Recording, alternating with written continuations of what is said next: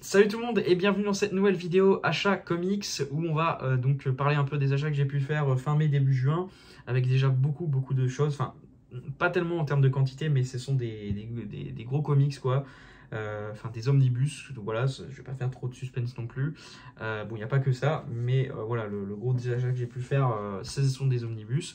Mais il y a quand même un peu de DC avec notamment en VO Dark Knight of Steel numéro 11, donc le avant-dernier numéro de la série de Tom Taylor et Yasmine Putri. Donc c'est un Elseworld dans lequel il visite un peu l'univers d'ici mais à la sauce Heroic Fantasy.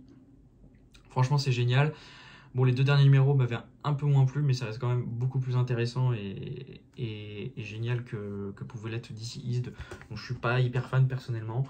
Et ça arrive chez nous en VF en septembre. Mais Urban a décidé de diviser la maxi-série en deux tomes. Bon voilà, je pense qu'ils savent que Tom Taylor ça vend plutôt bien, surtout les Elseworlds, tout ça. Donc ils se sont dit que c'était peut-être plus rentable pour eux de le faire en deux tomes. Bon, c'est un peu dommage, je trouve ça plus intéressant de tout avoir en un seul tome. Mais bon, écoutez, c'est comme ça. Et puis après, Batman 136, voilà, moi je continue de suivre Batman mensuellement. La couverture est magnifique. C'est-tu Jiménez. Voilà pour la VO, j'en parle pas plus. Ensuite, un petit rattrapage en VF avec Jeff Jones présente Flash tome 4. J'ai pas mal de retard sur cette série, j'ai lu le tome 3 il n'y a pas si longtemps que ça. J'avais eu le tome 5 à Noël, mais du coup, il me fallait le tome 4 pour pouvoir le lire tout simplement. On va essayer de lire les choses dans l'ordre. Donc voilà, mais là au moins je pense que je vais pouvoir m'enchaîner les tomes 4 et 5 du coup. Parce que le tome 3 m'a vraiment plu, surtout sur sa dernière moitié. Donc voilà, donc assez impatient de me plonger là-dedans. Ça va être un peu le mois Flash, hein, le mois de juin, parce que entre moi qui rattrape mes Jeff Jones Flash, la Flash Chronicles qui arrive bientôt, et puis il y a autre chose qui arrive, si je dis pas de conneries, mais ça me revient pas. Ça me revient pas, c'est pas grave, tant pis, mais il me semblait qu'il y avait autre chose. Ensuite, donc, je vais commencer avec les deux omnibus que je me suis pris. Donc ça, forcément, ça fait un peu exploser le budget. Miles Morales Spider-Man.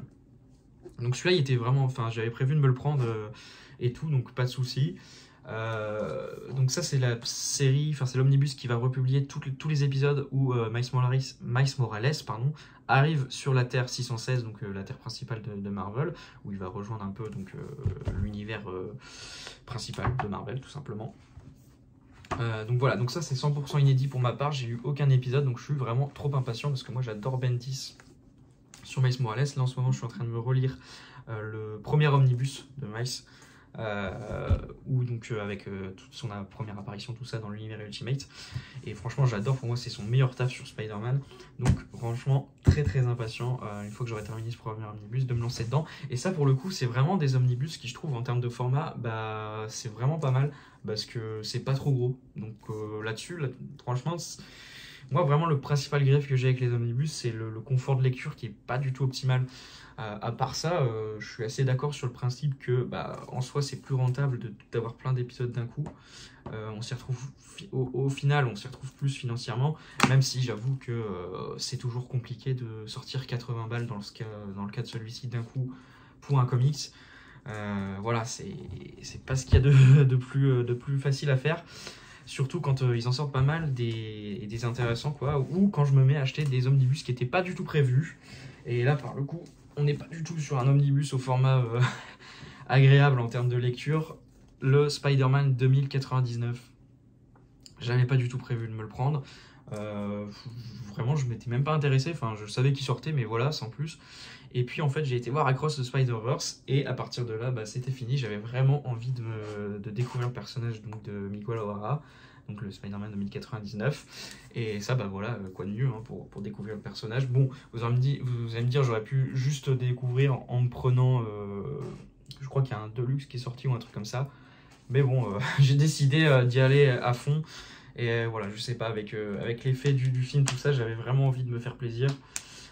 Donc je me suis chopé cet omnibus qui est vraiment très imposant et qui fait presque 1400 pages. Après, pour le coup, ça m'a un peu rassuré parce qu'il n'est pas beaucoup plus gros que par exemple le premier omnibus de Miles Morales, qui lui fait 1200 pages, un truc comme ça. Donc à mon avis, ça doit être du papier un peu plus fin ou quoi, parce que vraiment, j'ai eu les deux côte à côte et genre le dos quoi n'était pas plus épais, n'était pas plus gros, donc tant mieux.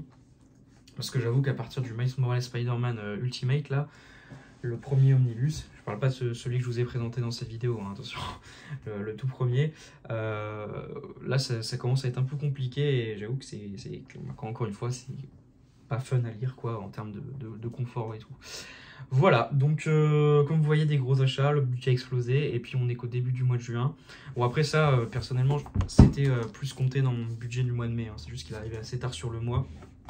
Donc ça va encore, mais bon, on a quand même voilà, 100 balles qui partent d'un coup avec l'omnibus Spider-Man 2089. En plus, j'avais pas du tout prévu de me le prendre à la base, mais bon, que voulez-vous, c'est l'effet Across the Spider-Verse, j'y peux rien. Après, voilà, le mois de juin, ça va être compliqué parce qu'il y a beaucoup de sorties qui m'intéressent. Je vais devoir faire des choix, hein, tout simplement, et reporter certains achats à plus tard. C'est comme ça. C'est la vie, malheureusement, on peut pas tout acheter. C'est toujours comme ça, et puis de toute façon...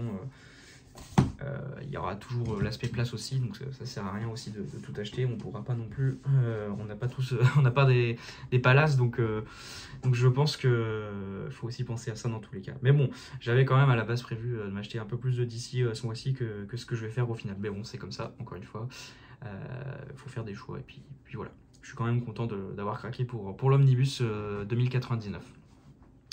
Donc voilà, au niveau les petites infos sur la chaîne, comme je fais assez souvent dans mes vidéos achats, j'ai prévu de faire une vidéo sur Miles Morales qui arrivera vraiment normalement, si j'ai réussi à sortir cette vidéo vendredi, dimanche, donc 2 jours après, pour vous présenter comment découvrir le personnage Miles Morales et les comics à lire dans l'ordre chronologique.